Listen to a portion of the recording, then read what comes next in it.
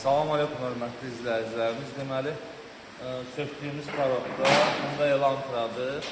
2013-cü ildir. 180 mində yol gedib. Korobkada indi yağını dəyişəcək. Yağdır. Filtranı bunun kənansıdır.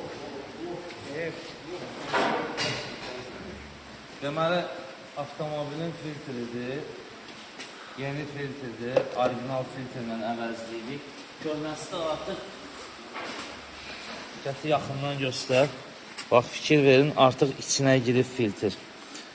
Bu filtr belə olanda problem yaradır, nasosu zəiflədir. İndi inşallah açmışkən korobkanın paduşkasına da baxdıq. Orijinal paduşkadır, gördüyünüz kimi.